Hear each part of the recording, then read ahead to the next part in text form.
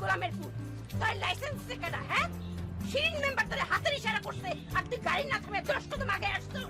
এখন যে আমি 10 কদম হাইটে আসলাম, এইটা টাকা কি আমার টিকিট থেকে কাইটা তোর বাপের হিসাবে দিয়ে যাইবো? আপা দেন, বাপ মানে কথা কইবেন, বুকে পাথর সেইভাবে মেনে নেব, কিন্তু আমার ড্রাইভিং লাইসেন্স নিয়ে কোনো কথা কইবেন না।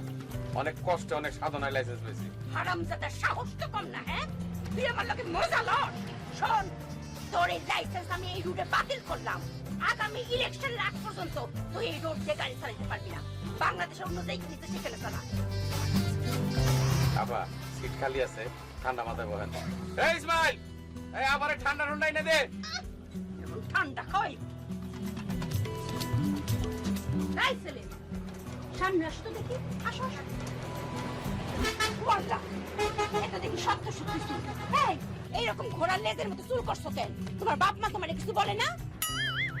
আরে তোমার বাপ মারে ধরে তো পিটানি উচিত। হ্যাঁ, ছেলে এরকম ঘোড়ার লেজের মতো চুল করে ঘুরে বেড়াইতেছে। যাও, বাস থেকে নামো, 1 মিনিট সময় দিলাম। সেমনে করে সেমনে চুল কালো করে নিয়ে আসবা। যাও, কিন্তু 1 সেকেন্ড তোমার জন্য বাস দাঁড়াইবো না। যাও, আমি কিন্তু বলতে আরম্ভ করলাম। 1, 2। আপা এটা কি মোর কথা কইলেন আপনি? 1 মিনিটে চুল কি কালা করা সম্ভব? সম্ভব না।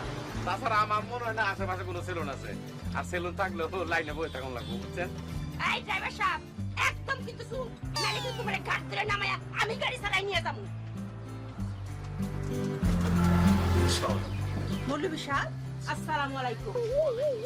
আপনি এই সিটে বসে আছেন কেন? আপা, আমার স্ত্রী কুয়াতি। আপনি নিজে তো আর পোয়াতি না। যান, ছেলেদের সিটে বসেন, আমি এইখানে বসবো। ওঠেন। আপা এই সময় ওঠেন বলতেছি।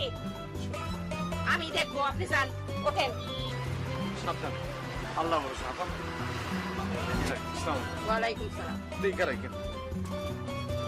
এই, তুমি এরকম বেশরমের মতো বাসের মধ্যে বসে আসছো। লাজ শরম, লাজ শরম এই দুনিয়া থেকে